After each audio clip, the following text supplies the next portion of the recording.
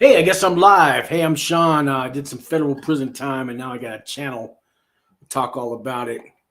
So I'm waiting for some people to join the room. While I was in prison, I played a lot of guitar, and I haven't done that in a while. So I'm gonna sing a little song that I wrote while I was in prison, and then we'll get to some live talking.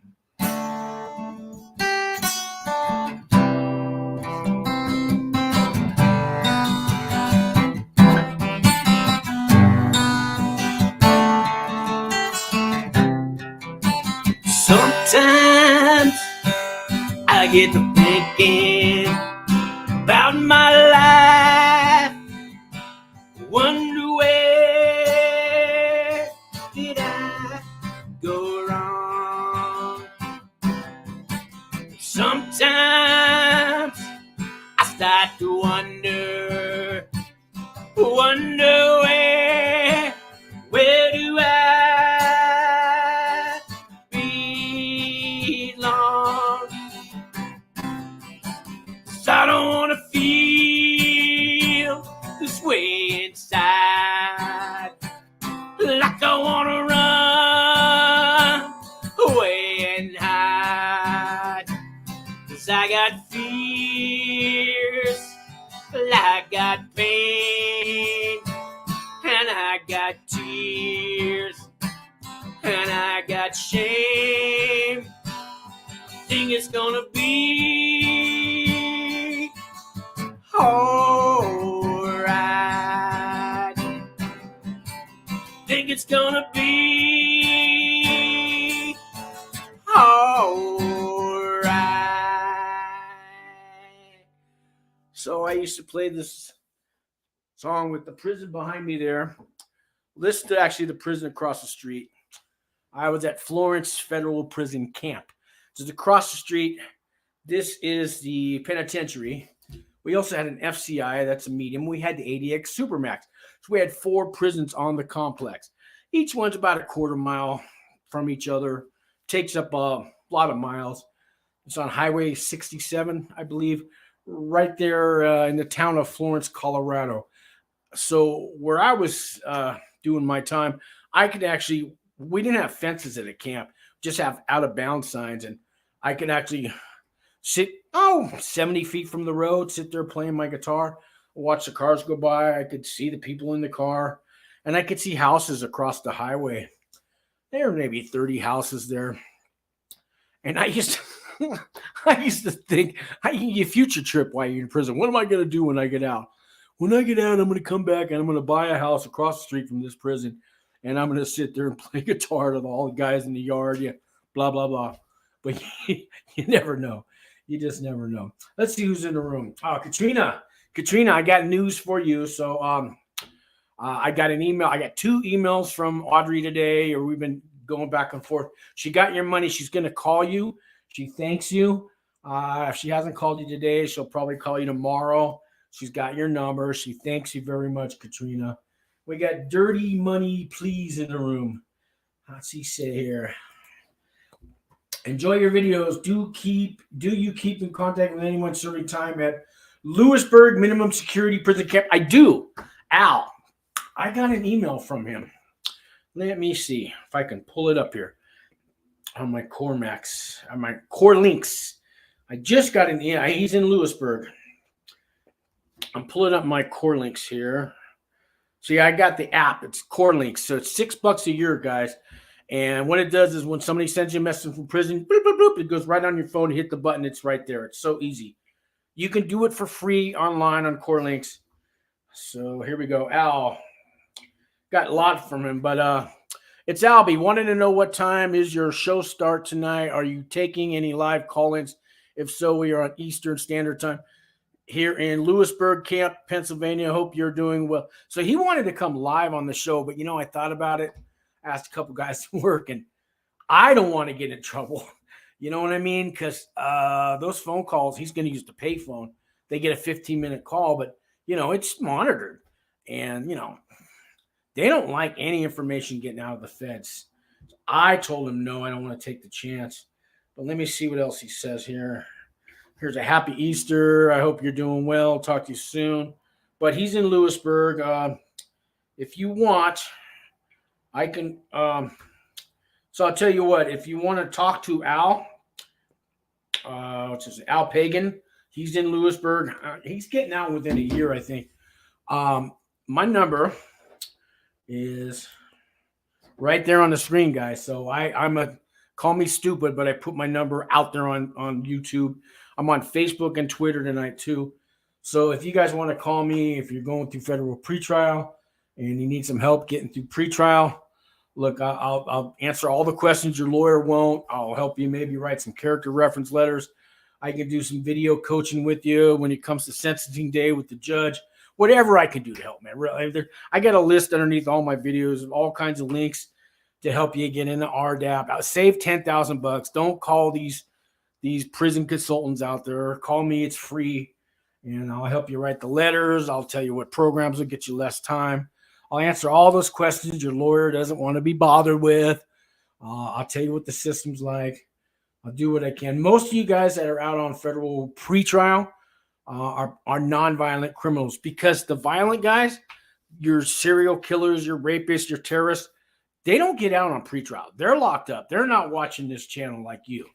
Okay, they're never going to see the light of day till they finish their sentence, whether it's 20 years or 10 years or whatever. They don't get out on a bond, nothing like that. You guys watching are probably going to a low security or a camp. Very few of you might be going to a medium, but you're probably out on like $1 million bond with 3 ankle bracelets and monitored and all that. But you guys are the lucky ones. I say lucky, not because you're going to prison, but you get some time to get your life together before you go to prison. And get your life together before you go to prison. The hell's this guy talking about? Yeah, it's not easy to get your life together before you go to prison. It's not easy getting it life together, period. And then getting out of prison, it's a whole nother story. But yeah, you can actually start doing some good things in your life before you go to prison. And if you do enough of that, and you how should I say, you validate it, you get it on paper, whatever you do, you present it to the judge on sentencing day, and you tell the judge, I've been feeding homeless, I go to food banks, I do this, I do that, I've been going to therapy, I go to AA meetings, I got off drugs, whatever you do to tell the judge all this stuff you've done before he sentences you. You can make an impression. The judge can say, look, this guy's tried to change his life.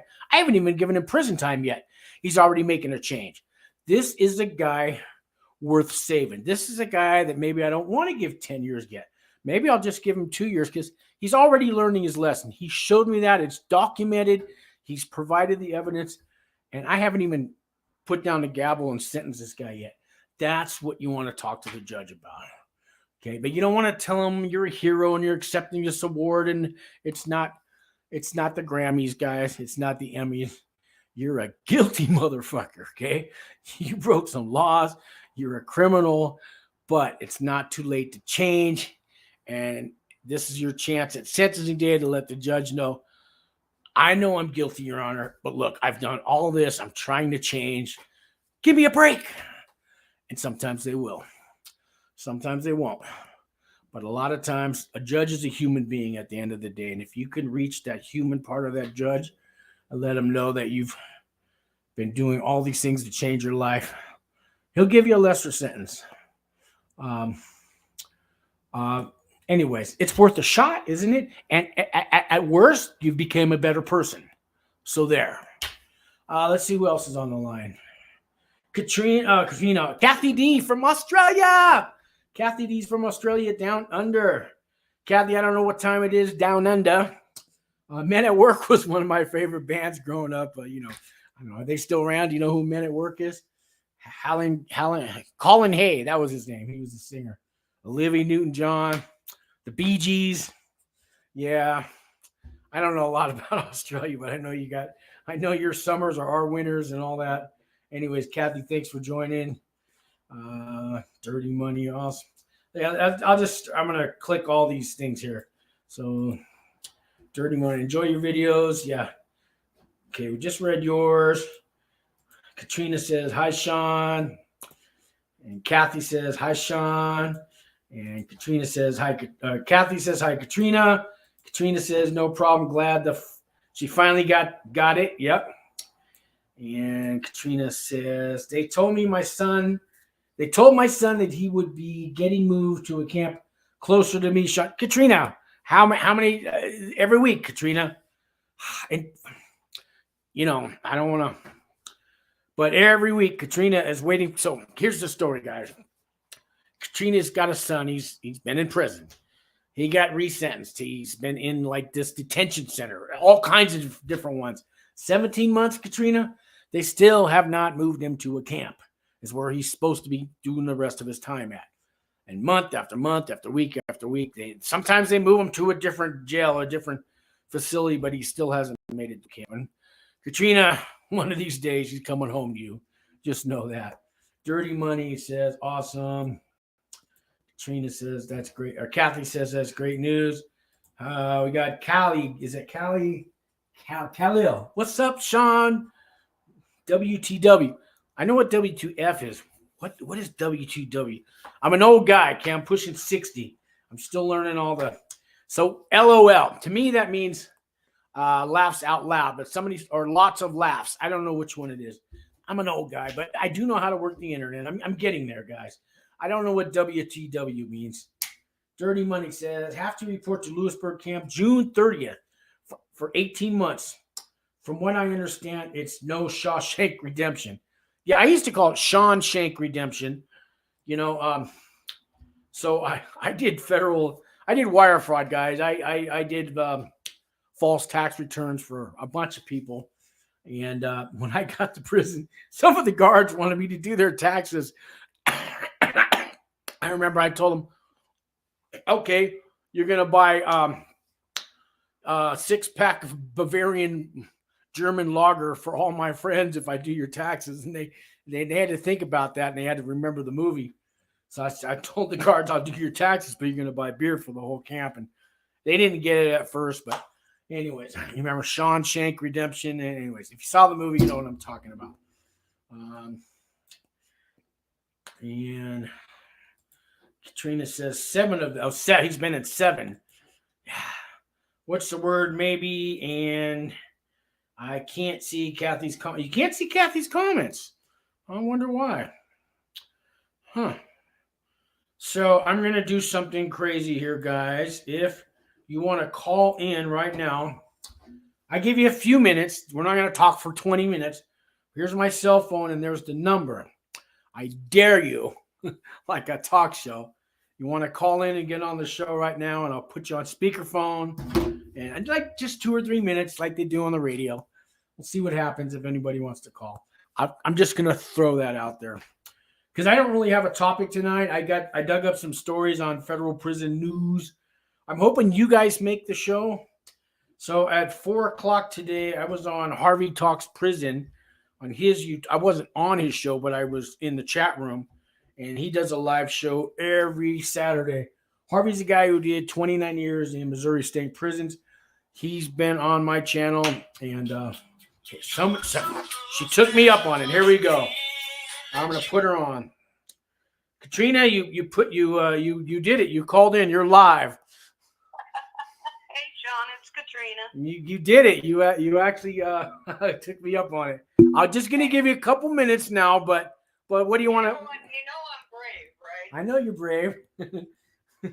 I'm trying something new. This might make a good show. Maybe I'll do this every week. How you been? Well, let me see. Because of COVID, of course, let me see. Because my son was out on a writ for 17 months, they said he had to go back to Fort Dix. They sent him back to Fort Dix after he had been gone for 16 months. His $629 of commissary money got sent to his old address in Arizona because they said they thought he got released. So now we're trying to find his money. Oh, that's right. Yeah. Now, not only are they moving him around, they took his money away too. Great. Yeah. So, anyways, we're trying to get that straightened out. They said that because he's getting moved to a camp closer to me, and he just got there, I guess because of COVID, they're if you're coming or going, they're going to put you in quarantine. So, see, now I've heard that once you get to the prison, if you've been vaccinated from your detention center, you don't have to go through quarantine. Is that true? They wouldn't give him any boosters in his where he was at the Central Virginia Regional Jail in Virginia for 16 months. So he's not considered fully vaccinated because his last vaccination was almost a year ago. So quarantine it is. So they told him that they told me when I called, he can only have one phone call a month. What? One phone call a month? He's in quarantine is in solitary, hon. Yeah, but even I mean, Audrey was in quarantine for 2 months in the COVID quarantine, but they had the computers and the TV going. No, not in Fort Dix. Wow. Fort Dix is the biggest place, got the most people. That's how they're doing their crap. Wow. So anyway, new case manager came to see him. My son's birthday was Monday. I spent the day crying. I'll bet you did, man. And he was, they were wrong when they told me one phone call a month. It's actually 2 per calendar month. Oh boy, let's just jump up and down on that one. Well, he put in a request or cop out or whatever you call it, where they asked for the phone to try to call me on my birthday to surprise me. But he didn't get it until the day after his birthday. So the day after his birthday, he was able to call me, told me that they came in and told him that he would be getting moved to a camp. Yeah. You hear this every week, every month, though, right? I mean, do you believe it? I mean, right? No, because I think what happened was the BOP actually lost him. They thought that because he was in that jail for 16 months, they said, okay, mail out his money. They did that. He doesn't exist on Western Union anymore with his prison ID. His number is, they don't recognize it. I had to go through the crap of mailing commissary because in this quarantine, the only commissary they are allowed, what I was told, is writing materials and hygiene products. My son did tell me. That's what, when you're in the shoe, that's all you get. I think you can order peanut butter. Oh boy. But that's all you get. No, he Can't even tell me that he was allowed a package of Ritz crackers and a package of cookies. Okay. Yeah, something like, yeah, it's real minimal, yeah. So anyway, their quarantine is basically the shoe with a little tiny bit of privileges. One more phone call a month and cookies and crackers, whatever. Oh boy.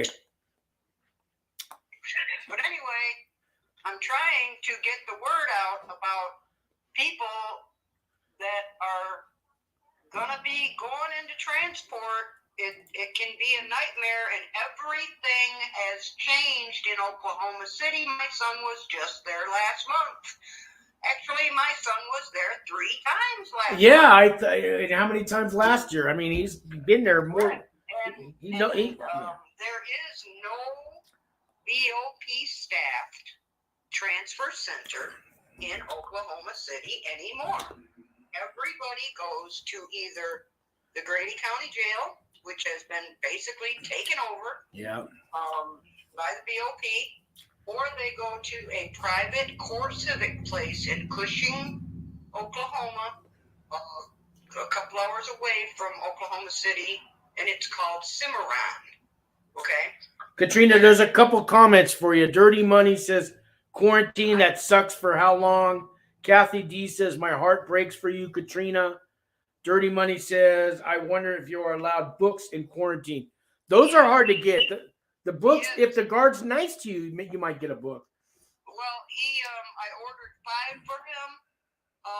When he got there 2.5 weeks ago, he has gotten 2 of them. Wow. Books are allowed. If you get them from Amazon, they're brand new paperbacks. Right. But there's no library cart that goes around and they give inmates different. Now, he did tell me he did tell me that the quarantine that he's in, I guess they got, a new quarantine, new shoe thing set up for quarantine people. He's in there with another guy that's also in quarantine. They came in the same day, on the same bus, so they put them together. And they do have a cart that comes around. So there is, there is books. And so, they're like the other guy's people ordered books and sent them in. So they're like trading back and forth, reading each other's books, and they got each other to talk to. So it's not horrible, Okay. No, that really makes a difference when you're locked up like that. I get it. And just to be able to talk to the guy next to you, if you've got a normal person to talk to, some of these guys you wouldn't want to have a conversation with. He said that, he had been with the guy in, they had been getting shipped all over the place pretty much together. So they kind of already knew each other, Okay. Because if you recall, they sent my son across the country 3 different times in 3 weeks. They sent him back to Oklahoma 3 different times, twice to Grady County, once to the Cimarron place. Now, Grady County is a horrible place, but they do have a new thing going on at Grady County Jail. Okay, do tell. If your loved one ends up going to Grady County Jail, if you live in Michigan, they will not accept your bank card. The banking laws in Michigan won't allow that high interest rate for their commissary. So you can't put money on their books. I mean, you could do it by money order, I guess. The snail mail. By the time that got there, he'd be gone. Yeah. You have to get somebody from a state other than Michigan. My friend in one of my best friends in Indiana, his Auntie Sherry, she took care of him. They also have a new thing at Grady County Jail, and it's called the Scratch Kitchen. They can order it off their commissary, and you can order it for them. It's actually a high-priced menu of outside food that they get on Fridays and Saturdays. I've heard of that. Some jails do that and stuff. Yeah, I've heard of that. Jason told me that, the cheeseburger, the double cheese bacon burger is great. Comes with brownies, a couple of drink packets. The pizza comes with wings. The wings you order come with other stuff. It's that's gotta be a big deal to get that in there. I mean, that's like a feast. That's a feast when you're locked up. The cheapest thing is $17.50 plus all the fees. Sure. Which ended up to be about $25 total. The most expensive thing was the double cheeseburger, which is $22.50. Ends up being like $29 by the time you're done paying all the fees. Yeah, but I'm sure he enjoyed every bite of that thing. Yeah. He said it was absolutely well worth it. And of course, my son, being my son, of course he shared his, with guys that didn't have much, and yeah, which he's done everywhere he's been. He ain't no punk, but he's got the heart of his mama and his grandma. There you go. And I still have parents of people that he was locked up with in county jails, that call me and and remind me and thank me and ask me how he's doing and what's going on. But anyways, this First Step Act stuff. If anybody's expecting to get their shit calculated, if you weren't in a BOP facility when they did the risk assessment, good luck. Yeah, you got to be in the facility before they, and then that's every 3 months they'll evaluate you. Jason was told at Fort Dix that because he was not there when they did the needs and risk assessment, that he would have to wait till he got to a camp. Right. They would have to request an assessment from Washington, D.C. That would take a couple months. And just so people out there know, my son ought to be home by now. In his case, by the time he gets to camp and they evaluate all his first step credits, he'll be home by then. You know, you know what I mean? The way they're doing him. He has an actual 8 months left on his sentence. Is that after the 85%? Yeah. Okay. He has 8 months left on his sentence. They're dicking around with getting him calculated. Of course, once the BOP loses you and sends your money to an address you haven't lived at in 6 years, you know, and you're calling congressman to try to get his $629 back, they're probably going to put him through more diesel therapy. So anyway, that's all right. I hope come the day that he's supposed to get out that they actually let him out, because you know they could say, well, he's not here and he's still there. You know, these guys. Who knows? Well, he is concerned about that. He did ask me to call off the congressman because case manager is pissed. You know, somebody sent his $629 somewhere and nobody can account for it. So I think they're going to end up having to do a fraud investigation on somebody there. So, you know, I am worried about my son. So everybody pray for my son that they don't end up black ops in him somewhere. All right. Yep. I hear you, Katrina. All right. I'm yeah. on the phone with you, so I can't see the comments, but I guess I'll read them after we hang up. But, okay. Good luck to. I haven't called TJ. I will call TJ. I just gave him your number, or I gave you his number. Yep, one of the two. Yep. And you ever talk to Kathy in Australia? Have you guys switched? Kathy? I've not received her phone number. I've not received any communication from her or anything. But you know.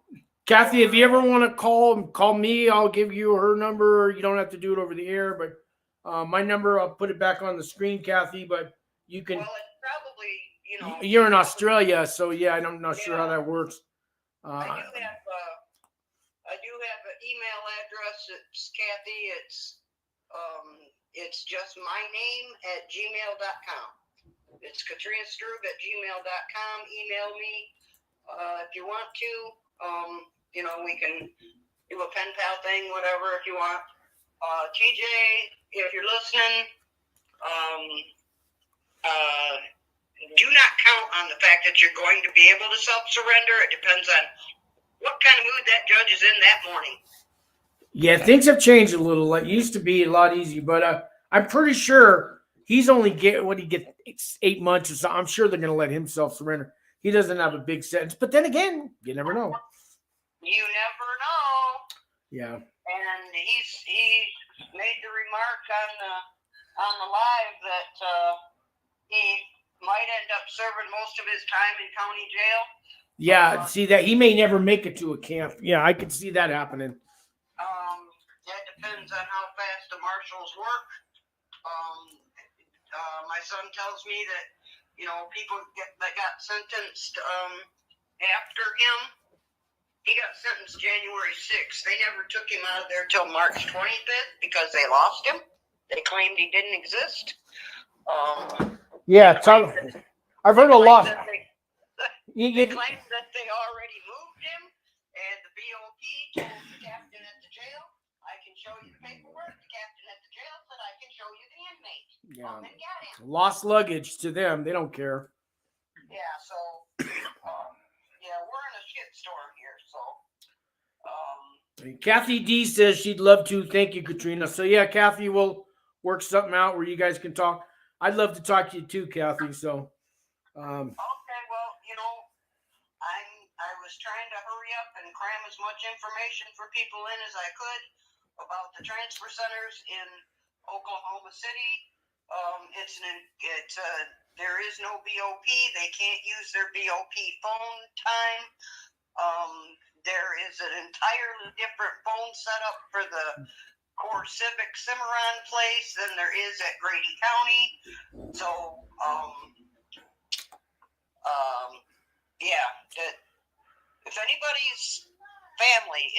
ready to go into transport or transfer or whatever, they need to go online ahead of time, get the phone numbers, get the information for what they have to do to set up phone accounts, to set up commissary accounts. It's different at both of those places. There is no BOP transfer center anymore. All right, I got a few questions on self-surrendering. So I'm going to let you go, Katrina, and get back on the comments. A couple people here are getting ready to self-surrender, I guess. So I don't want to scare you guys. It's always been you can self-surrender if you're not a flight risk, if you're out on a bond. They already kind of trust you, so to speak. So I'm going to touch on this in a minute. Any last words, Katrina? Yes, there is one very important thing for everybody's family to remember. Once their loved one gets sentenced, especially if they're not a self-surrender, do not ignore any phone calls from any strange numbers. Always have a pen and paper on you. Your loved one will have 30 to 60 seconds to tell you, here's where I am. Here's the number to call to set up a phone account. Right. This is from the detention centers and the jails. Yeah. Anywhere. Sure. The BOP can dump you off anywhere. Okay. Good to know. All right, Katrina. Always answer your phone. If your loved one is in transport, they could be in 3 different county jails before you even know they got moved. All right. Thank you, Katrina. We'll talk more about this. All right. Thanks a lot. All right. Bye-bye, Sean. Okay. All right. So that was Katrina, guys. She has been on following my channel here for about a year. And her son's like, well, you guys heard. So her son's been sentenced, and they put her son through hell. They switch him from county jail to county jail. They just never seem to get him to a camp. For you guys that are like Khalil and Dirty Money, I don't think that's you guys. Her son's kind of a special a case. He really pissed off the feds because he kind of went back and won a case.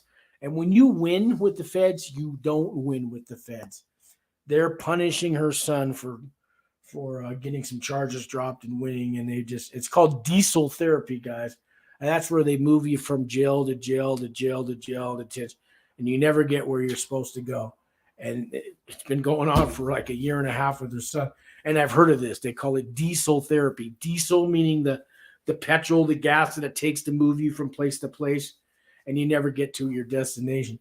You guys that are out on pretrial on a bond and stuff, I really wouldn't worry about that. This is kind of rare. It's happening to her son. So it's, how rare is it? I still want to say it's rare, but normally when you go to sentencing, if you're out on a pretrial, out on a bond, and you get sentenced to 10 years or less, the judge will let you self-surrender. You're not a flight risk. That's why you're out on the bond.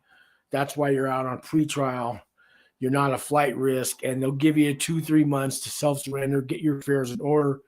But you need to ask for that at sentencing. You need to tell your lawyer or your public defender to ask for sentencing. Because if you don't say nothing, they can just handcuff you right there and take you, and then you're going to be like her son. And you never know if you're going to get to your designation. They'll shackle you and handcuff you and send you here and send you there. And it could be months till you get to your camp or your low security. And when I say camp or low security, most of you guys that are on a pretrial, that's where you're going to go. Okay. I haven't heard of anybody self-surrendering to a medium FCI penitentiary. Okay. I've heard of it once, but the guy had a $2 million bond saying he was a flight risk, but he put up all that kind of money. So when he got sentenced, they took him. So it can happen. But most of you guys out, 6 months, a year, 2 years, 4 years for me on pretrial, they're going to let you run the streets that long. They're going to let you self-surrender. Okay, so don't let Kathy scare you too much, but it can happen. It can happen. Let me check out some of these comments. Let's back up to Dirty Money. I wonder if you were allowed booked. Yeah, she said while you're in quarantine, yeah, but they got to be sent through Amazon. Thank God I get to self-surrender. I asked my attorney to ask the judge if he would allow that from watching your videos. Thanks, Sean. Good. I'm glad that they helped, because the last thing I want to do is not self-surrender and get handcuffed right there at court, remanded, as they say, and you're sent right to the county jail, detention center. You're there for months and months and months, and you may never make it to your designation. I mean, you will eventually, but it could be a year. Journeyman, glad to see he has family support. Yeah.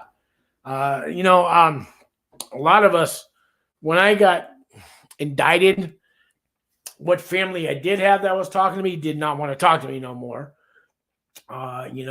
Since then, I've made amends with my dad's side of the family. I got 3 cousins, if you guys are watching, Michael, David, and Joey. And my brother, he's back in my life, my Aunt Molly, and they all have kids, and they have kids. And so I've got my whole dad's side of the family. I made amends with my father, but he died while I was in prison, guys. My stepmother, now she's been my stepmother 35 years. Eileen, if you're watching, I got a letter after. So she used to write me letters while I was in prison and answer the phone calls and that.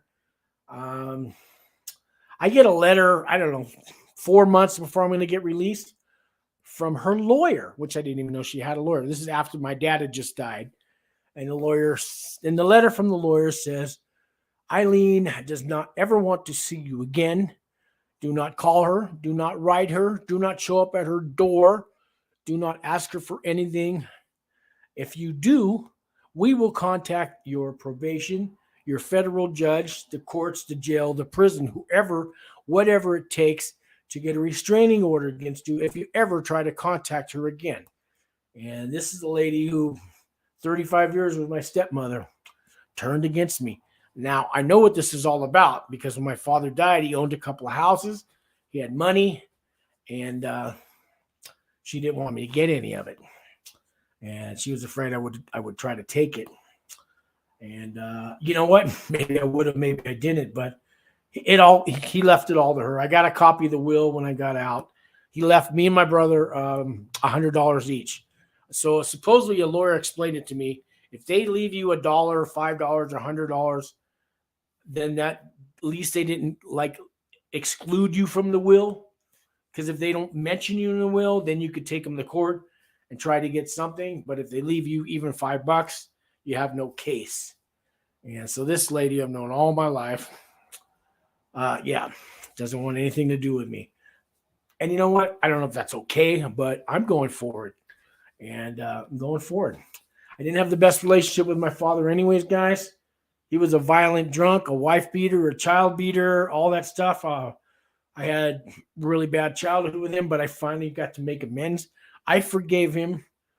He had prostate cancer when I was going to prison, and he died from that while I was in prison. But I got to make my peace with him, take my amends with him.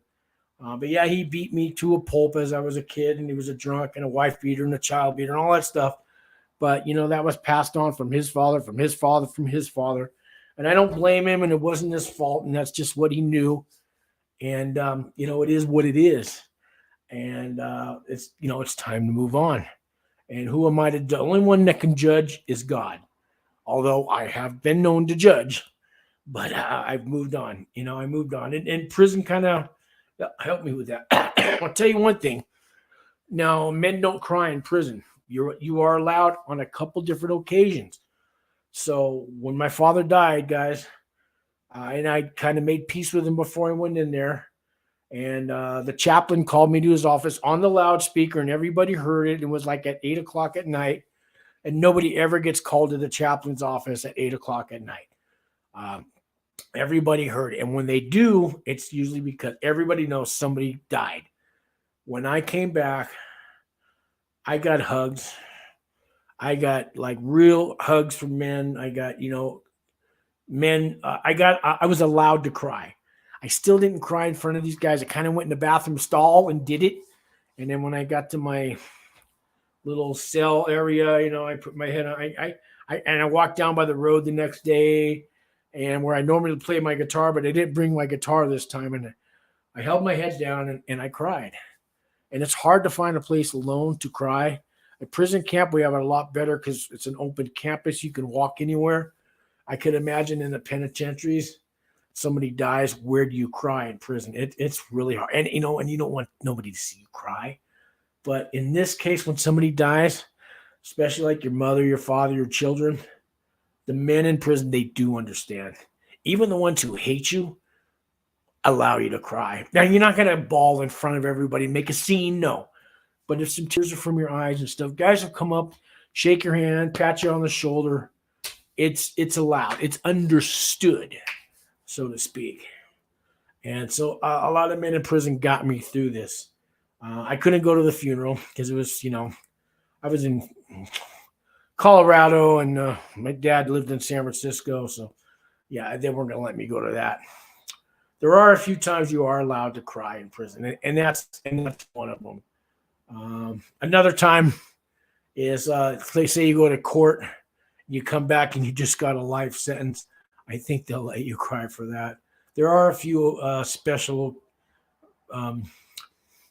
times when men do cry in prison, and it's good. Not good, but I mean it's all good to do, and that was one of them. Let me get back to some comments. I would love to thank you. Oh yeah, Katrina. Khalil says, so self-surrendering isn't like, no, it is likely, Khalil. Like I explained that earlier. Just make sure you ask the judge at sentencing to self-surrender. That also gives you -3 points. And when I say -3 points, there's a custody level point system in the federal prison. So I told you there's 4 levels of prison. There's actually 5 if you count the supermax. But that's for like the Unabomber, the Boston bomber, the Oklahoma City bomber, El Chapo, all those guys. Now, they're not going to be watching this channel. They don't get pretrial. Anyways. So the point system is, it's called a custody level point. This is where they kind of evaluate your violence, your nonviolence, your criminal history, your charges, your crimes, your age matters. Things like that, whether you got a GED or high school diploma, all these things give you points. You need 11 from 0 to 11 points, gets you into a camp, which is also known as a minimum facility. 12 to 16 points gets you in a low security prison. 17 to 21 points, I believe, maybe 20, 17 to 20. So it's 3 or 4 points. 17 to 21 gets you into a medium facility. 22 and above, penitentiary. Okay, 30 and above, I think that's the 80X Supermax. But anything past 20, anything past 16, you're fucked. You're going to a medium. You're going to penitentiary. So the level 1, 2, 3, and 4. You want the level 1 or the level 2 if you're going to prison. I mean, nobody wants to go to prison, but if you're going to go to prison, a level 1 and a level 2 are safe places. You can survive. You can be yourself. You can be an average Joe. You don't have to join a gang. You can sleep at night. Don't have to look over your shoulder. You don't have to, the politics are not much at all. And your average kind of everyday Joe working guy can go to prison and come out, the same person he went in. So let me get some more comments here. Katrina. Khalil, you never know until sentencing lesson has already been decided in a plea deal. And Katrina again. Now I can see Kathy's comments. Kay Morgan, somebody new. Hey, Kay, how we doing? Speak to me about the role of probation officers in their role for assisting releases into civil society. Do they care? Okay. I've had 4 probation officers. I've been on. So when you do federal time, they don't have parole. They used to. It's all probation now. The average time is 3 years that you have to do once you get out of prison. I got the 3 years. I've heard of guys getting 5 years, 1 year, 2 years, but 3 is the average. So I've had 4 probation officers, and 2 of them were tough, real tough, super cops. I had a guy that used to show up at my door 4 a.m, unannounced, with his little cup in his hand for me to pee in so he can catch me dirty. After about a year, I finally built up some kind of trust with him. And, I moved from San Francisco to Albuquerque, guys, I work for Wings for Life International. That's an organization that helps inmates coming out of prison. They help the family members while people are incarcerated. If you guys don't know that about me. So anyways, that probation officer, Mr. Flores, allowed me to move from California to Albuquerque. He didn't have to do that. And by the time I left there, he wished me luck. He gave me a couple of texts on my phone. I hope you're doing well. He put a good word in for me. So it took a year to earn this guy's trust. But the first 6 months, this guy was just super cop. The first guy I had when I was at the halfway house came to greet me, and he said, I'm going to test you for alcohol. And when they say test you for an alcohol, they go back 80 hours. So if I ever drink 3 days later, it's still going to be in my urine. That urine test, there's all these panels. 6 panel, I think, is the norm. But this guy said, no, I use a 12 panel and I have an extra little strip on there for alcohol. You have 1 beer. And I remember this guy telling me, if you got 3 days left out of your 3 years probation, I'm going to test you for alcohol. And if I see 1 beer that you had, you're going back to prison. This guy did not care. And when I got out of the halfway house, thank God I moved across the bay to Oakland, and it was out of his jurisdiction or something. So they gave me another guy, Officer Lohman. Now, he was a good guy.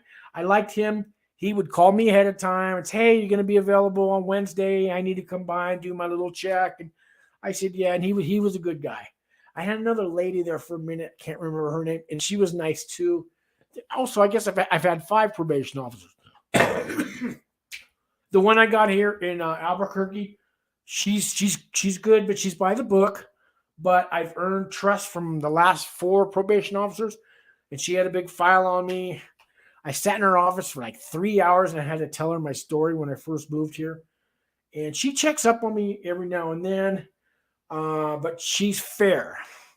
She's fair, and she did look at my record, and she talked to old probation officers, and she's human. I respect her. Does she care? I think some of them care and some of them don't. A lot of these probation officers have gang members and thugs and just like real hardcore violent criminals on their caseload. I don't think they care about those people. And to tell you the truth, I don't really either. If you're, I really don't. If you're just living the life of thugness, and you're out there still, if you're an angry, gang-banging, like racist, disrespectful, hate society kind of person, I'm sorry, I have no sympathy for you. But if you're a person who did their time, is sorry for what they did, you take accountability, and you don't want to live that life anymore, and I don't care what your background is, your color is, or anything, but if you want to move forward with your life, you want to change, and you realize what you were doing was you were a bad person, but now you want to be a good person, hey, I'm there to help you, man. I'm there to help you. But if you still want to live that criminal, evil, thug life, I don't like haters. I don't like thugs. And thugs come in all colors, guys. And those kind of people that I'm describing, if you guys get my drift, I don't think probation officers care about you either. They're more worried about about society. Are you a threat on society? Does somebody want to be your neighbor? Does somebody feel safe living next to you? And at the end of the day, these probation officers, they are human. Now, some of them, I don't think they care who you are. You could be God's gift to the world, Mister. I've turned my whole life around, and I feed homeless every day. And they still don't care about you. In their eyes, you'll be an evil, bad person, and they'll never care about you. I don't know. I don't think that's the most of them. I think at the end of the day, there's some human, but the thing is, you got to earn your trust. None of them trust you ever. And even I say you got to earn your trust with them. Even you earn your trust, they're still never, ever fully going to trust you. Ever. They're never, ever, ever going to trust you. And that's my answer. Let's see. K. Morgan says, what is your phone number. Oh, hey, I'll give you my phone number. You want to call in live? But that's my phone number there on the screen. I'll put it up in a minute. Let me get some more of these comments. Katrina says, Eileen sounds like a black heart. Yeah. She's from Ireland. She's born and raised in Ireland. She lives here now, but yeah, from Ireland. Sean, that is Eileen's loss in my humble opinion. Thank you, Katrina. And Katrina says, Jason cried when my husband died and when my brother died. He was the guy who helped people with their legal issues in the law library. Nobody had any issues with it. You know, you mentioned the law library, Katrina. So that's a good place if you're going to prison, you guys. Dirty Money and Khalil. Not that there's bad people in prison or good people in prison, but you can find decent people in the law library. Start there. Okay. When you go to prison, the last thing I want to do is make friends. Okay. But look, if you're doing 2, 3, 4, 5 years anywhere in the world, you're going to make friends, or you're going to be a hermit and keep to yourself and never talk to anybody. Yeah, you can do that. And maybe that works for you. But chances are you're going to have some words with somebody in prison sometime, and why not make a friend? You're already doing a few years. The law library is a good place to start meeting people. The chapel is too. There's we had, I don't know, 15 different types of religion service there. There's good guys there, but careful. There's those, false prophets. I'll call them that hang out in the chapel and prisons too. Watch out for them snakes. But somebody's calling me. Here we go. I'm putting them on. It says Morgan. Morgan, are you calling the show live? I am, Sean. How are you? I'm good. Oh, now I recognize your voice. Yeah, because I had your name on the phone. You're on the channel right now? Oh, yes, I am. Okay, so I didn't know if you knew that you're calling the live show right now. Okay, great. What's going on, man? Well, as you know, Patty is incarcerated in Hazleton, West Virginia. And, she very much enjoyed speaking with you in the past. That's right. I did talk to you. Yes. Yeah. And it's been I just have to say, an incredible journey. And your words of counsel have certainly assisted her and especially me.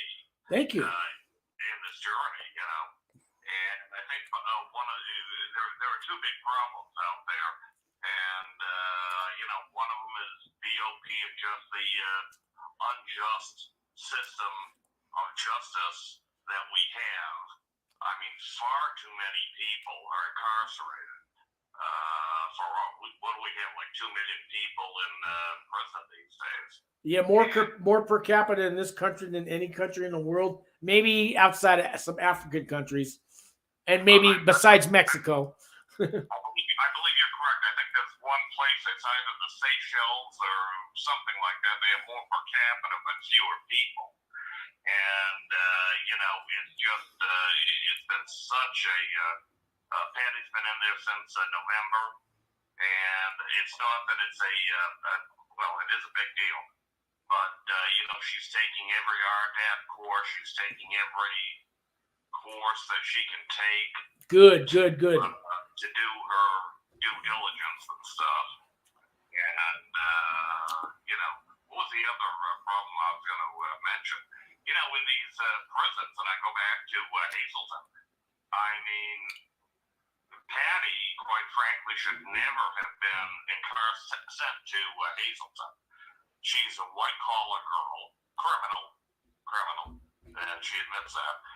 And, they haven't had hot water for the last 5 days. Really? Wow. That happened when I was in there for maybe 3 days, and they finally got it on. I mean, life happens, but in prison, they don't care. Well, and I mean, that's part of the problem. I mean, America, when I speak with you, when I speak with relevant people, which I consider you to be, America doesn't really give a rat's ass about the prison system or prison reform in any way, shape, or form. No, they sit home, watch their CNN or their Fox News or their MSNBC, and they hear about people going off the. As long as it's nobody they know, they don't care. They really don't. At the end of the day, they don't. Yeah. But when you got 2 million people in prison, and I'm starting to, I used to, how shall I say it? I used to have a community before all this happened, and now I have a new community. Okay. Which I consider you to be a community member. I'm honored. Thank you. Well, thank you. I mean, it's you did a lot to assist Patricia in terms of coming to terms with this whole thing, and that's half the battle, coming to terms with yourself. It really is. But you can become a better person because of it. It's the hard way to do it, but yes, Yeah, and too. I mean, I think the other problem I was going to say is that it's so hard on the families of inmates. Yes. Because you have these moments where you got 15 minutes a day, maybe. The phones are shut down half of the time. They don't maintain their equipment. And it's just a very strange operation. I think that BOP really needs to be revamped from the top down. Yeah, I don't see that happening too soon, although they got them on that First Step Act. But, when somebody goes to prison, their family kind of goes to prison too. And in the family's eyes, you did this to your family. Whether you want to admit it or not, your life decisions got you thrown in prison. Your family suffers. And sometimes they suffer more than you suffer when you go to prison. Absolutely. I mean, the old phrase was, if you can't do the time, don't do the crime. Yeah. Some people tempt that avenue, and I hate to use the old phrase, but I mean, it is what it is. Yes. But when you have people on the outside looking out for you and working, I'll just say this. I mean, for the last 2 years, I have worked literally 20 hours a day to save Patricia, to help her, to assist her, to guide her. And, it's just so hard when they get into the system. They don't get good nutrition. These lockdowns, for example, that are going on. Yeah, and there's a lot of them. Yeah, they are understaffed, they are underfunded, and these lockdowns, random lockdowns, even now, for example, on weekends, Hazelton, for example, I think they have three 90-minute lockdowns a day. I mean, there's nothing to do during that period of time except to go back into your cell and just sit there on it. Sit there on a shelf. Yeah, Yeah. Pretty much. Yeah. Yeah. Well, look, I don't want to take too much of your time here. You've been a very nice man, and you are a nice man. Thank you. Thanks for calling in. I appreciate. Maybe I'll keep doing this call-in thing. I kind of like this. I do too. I mean, I think it helps.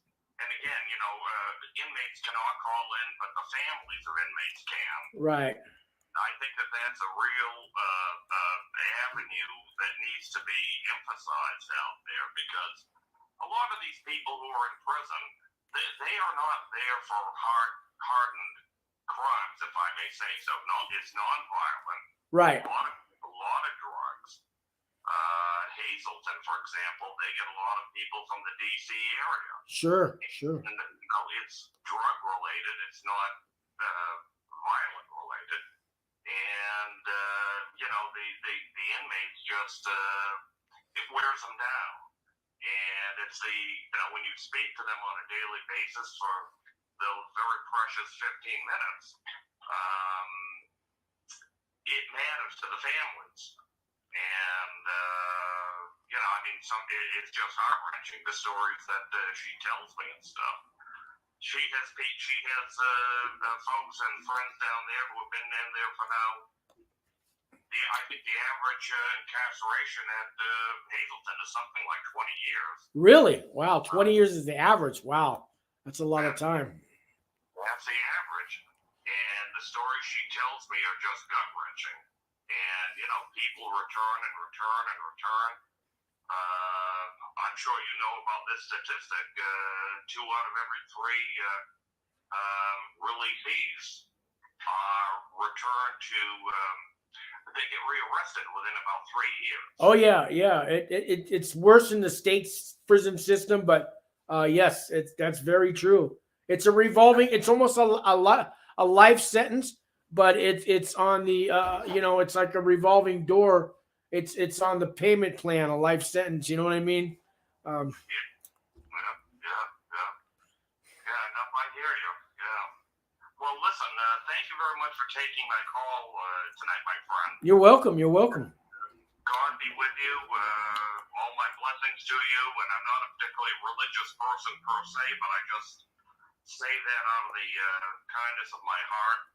I think that so many people out there are looking for hope, and I think that Sean provides an awful lot of hope, if I may say so. Well, thank you very much. I'm going to put my number on the screen, and if somebody else wants to call in right now, Harvey, I saw you're on the channel. Give me a call, and I'm doing a live talk show as well. But Morgan, I need to give you a call more often and keep in touch. Just keep. I think you have my number in your room. Oh, I did, because it came up. I already had you on my screen. I mean, it said Morgan, and I have a little note. What I got here, Morgan in Maine. So, but yeah, I have you on my contact list. All right, thank you, sir. All right, thanks for watching, Morgan. Thank you. Have a good night. You bet.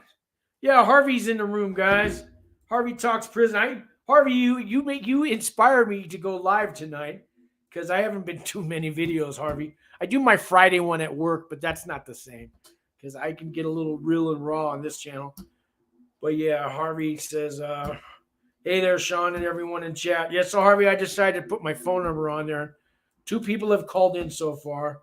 We got Stan in the room. Stan says, top 10 countries incarcerated for capita: United States, Russia, Belarus, Peru, Belize, Suriname, Dominica. What else? I'm losing it. I can't see. South Africa, Ukraine. Well, that's only because Hunter Biden's over there. No, just kidding. All right. Yeah, but that's, I get it. Let's see who else I got here. Harvey says, oh, thanks, Katrina. And hi, Harvey. I'm going to go check out your channel. Yeah, Katrina, yeah, Harvey does live 4 o'clock Mountain Time. I think it's 5 o'clock Missouri time every Saturday. Harvey did a great show today, man. I just loved it. We were all chatting. Harvey came up with an idea. Well, I guess we were all talking about it, to get all the prison channel show guys. Me, Harvey, there's Chad from the Blood on the Razor Wire. Who else we got? We got Matt from, he's been on my channel too. What's his name? The Con Man, the America's Most Wanted guy. Why can't I think of his last name? Matt. Anyways, RDAP Dan, Larry Lawton, whatever. All the prison channels. We all do one show together. Like 10 of us. Live, open chat. What do you guys think? Why can't I think of the guy's name? Matt, he's been on my channel. He's the Con Man guy. Help me out, guys. What's his name? Matt, the America's Most Wanted guy. He's been on my channel. I can't think of his name. Damn it. I could find out in a minute, but I'll ask you. Matt Cox. Thank you, Katrina. Yeah. That guy's a character. I like his show. Harvey says that would be great. But Harvey, he had a great show today, Harvey. But see, Harvey, now you're consistent. You've been doing it every Saturday at 5 o'clock your time. I got to be consistent. I do my Friday show at 3 o'clock, but that's a work thing. My boss has me do that, guys. And so I work for this charity. We help families of inmates in prison, and it's all great. I'm not putting it down. But every week I do a show, and we have like local guests from community, other charities come on. And my boss does a little 10-minute segment, and she lets me run it on my channel as well. But for this channel, the Federal Prison Talk, I've been slacking, guys. But I'll tell you why. So I've been almost 2 years. I've been doing this channel, and the first year I was unemployed, like a lot of people. You know, the pandemic. Do you guys remember that? There was a time we had to wear masks everywhere we went, and you had to get vaccinated, and people weren't working. Some cities you couldn't leave your house. You remember that? You guys, have we forgot yet? Well, anyways, so yeah, I'm laying around the house for a year. So I started this channel. And I was doing 3-4 videos a week, sometimes every day. Man, I've been slacking. So I made an oath today to myself. So I did tonight. I started at 7. I got to at least do one consistent one every week like Harvey does. So I'm going to stick. Let me know if this time works. This is 7 o'clock Mountain Time an hour ago. Let me know if this is a good time slot for you guys on Saturdays. Because I don't have a big social life, and I'm never really doing anything on a Saturday night, although I'm on probation still. So that could change next year. But right now, man, I got to be a good boy still, guys. So, you know, not that I'm going to be a bad guy when I get off probation, but you know what I mean. It sure would be nice once in a while. You know, you work all week, and maybe on a Friday I want to have a cold beer after work. It's been almost 10 years I haven't been able to do that because I went out and committed federal crimes, and that's the price I have to pay. I have 7 months and 3 weeks left to go on my federal probation.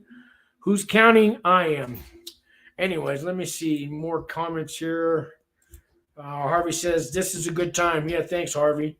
And Harvey, so I put on my phone on the alarm now, Saturdays, I have an alarm that goes off an hour before your show starts because I know better that it's 4 o'clock my time, but I'm not going to put the alarm to go off at 4. That means I got to drop what I'm doing and run to get on the YouTube. You know, I do it an hour before, and it reminds me. So I'll be a regular every Saturday. And I joined Harvey's channel. I got a little join button there, guys. I don't know what it is, $1.99 a month if you want to be a member. And little perks go with it, exclusive videos. You can call me. And I even have like a $24 membership. But with that one, I will help you. I will write character reference letters to you for the judge. I'll video coach you for sentencing day. We can role play. And I'll help you with any programs you want to get into, art up, all that stuff. It's $24 a month. But I'll help you out with your pretrial sentence. I'll do all that. I mean, I'll actually write the letters. I'll ghostwrite them for you. I've done a few personal narrative letters and character reference letters for people, but we sit there for an hour and I'm writing all your information down. I type it up, and then I told the guys that I did it for, show it to your lawyer first. And these guys showed it to the lawyer first, and the lawyer approved it. So I guess I got a little knack for that. And if you guys want some help, this is all stuff for $24. Join the membership. I'll help you out with that. Or you could call Justin Paperny and pay him $10,000, or one of these other prison consultants. I'm just saying, join the membership and I'll do all that stuff for you. And if you don't have $24, call me and I'll do it for free because I do it anyways. I'd rather do something for free because it works so much for me. But if you want to join the membership, go ahead and do that. And that's my little plug for the day. Let's get to some more comments. Harvey talks. Kathy D, are you in Australia? She is in Australia, Harvey. Yeah, good. Thanks, Harvey. What else did I miss? Oh, yeah, the Matt Cox. I think it would be great. I think I'm caught up on all the comments. Okay. God, it's been an hour and 9 minutes, so I don't want to talk too much longer. But let me give it a couple minutes for some last minute comments. Guys, I appreciate you watching the channel. I'm going to go back and finish my binge watching on Ozark. Season 4 just came out. It's on Netflix. I got 3 more episodes to watch, and I'm all caught up. And that's one of those criminal family type movies. Animal Kingdom was the #1 TV show while I was in prison. And if you got, that's another crime family. But the Ozark one, that's Harvey's backyard there. It supposedly takes place in the Ozarks. Harvey said they filmed some of it there, the lakes and stuff, but most of it they're doing in Georgia. And I guess Georgia's like, that's where they do the Walking Deads and the Fear the Walking Deads. And Georgia's an up-and-coming place. And I'm here in Albuquerque. They just finished season 6 of Better Call Saul. And so I just, on my phone, if I do the Google Maps, I typed in Walter White's house, and it came up, it finished my sentence. It showed me where Walter White's house is. So I'm going to take a trip over there. I'm going to film it on my phone. But every day on my way to work, the car wash that Walter White owned, I drive by it every day. I need to take some pictures of it. And so there's little spots here in Albuquerque. Breaking Bad reminds me of. So anyways, guys, thank you guys all for watching. Let me see. Harvey says, Katrina says, look back at my comment about law. Help my son did. There's 2. Okay, I'll check in just a second. Harvey said the Vikings was what many of us. Oh, yeah, that was the Vikings. That's right. I couldn't get a chair in our TV room. We only had 16 chairs, Harvey. And that show, forget about it, man. And there was a 5-year waiting list for a chair in the white TV room. You guys, in prisons, they have separated TV rooms. And there was a 2-year waiting list. It was about 2 years to get on a waiting list to get the chair. And that was about 2 years to get a chair. You got to wait for somebody to, to either die or leave prison. And then you're the next one up for the chair. But in the mornings and the afternoons and stuff, the chairs, people are at work and stuff, so you can watch TV. And there was a big TV room in the rec room that had sports and news. There were 3 TVs there, and they had 200 chairs there. So it's not like you're going to miss out on TV, but the shows like the Vikings, yeah. Let's see, Katrina. I don't know if I can find your one you were talking about here. I'm looking, Katrina. Is this it? Jason helps some people get time off their sentences by helping file motions. One guy called me 2 months ago from home to thank me for how I raised him. He calls me every week now to see how we are. I think that's one I missed, Katrina. That's great. That's really great. And let's see if I get some more comments. Kathy D, hope you all have a great week. Hey, Kathy, I don't know what time it is there in Australia, but Kathy, it's probably the middle of night or it's the morning. But Kathy, God bless you for watching from Australia. And Kathy, if you ever anything I can do to help your son there in Australia, I don't know what, but let me know, okay? Maybe I can write him a letter from America or something. My number and all the emails underneath all my videos, and maybe we can do something for your son in Australia, okay? Yeah, Harvey says, you too, Kathy. All right, guys, God bless you. You guys all have a great Saturday night. I want to see you next Saturday at 7 if I don't do some little videos in between, but I'll be here live, and I'm always live Fridays at 3 o'clock where I work. So Friday I got a lady from Department of Vocational Rehabilitation coming on, and that's the Department of Rehab, and they have one in every major city. And when people get out of prison, they'll pay for you to go to school, to college, to training. If you're a carpenter, they'll buy all your tools. They'll send you to truck driving school. They'll buy you a computer. They'll buy your clothes. They'll pay for everything. And it's free, but it's, taxpayers pay for it. And there's one in every city, but I'm going live with this lady Friday at 3 o'clock. And so if you need some help getting out of prison, or you got somebody coming out of prison, that's a great place to go, to the Department of Rehab. And you can ask her questions live Friday. And if I don't see you then, hopefully I'll see you next week, Saturday. And I hope Zoom is somewhat well. Really good. All right, guys. God bless you all. Have a great evening.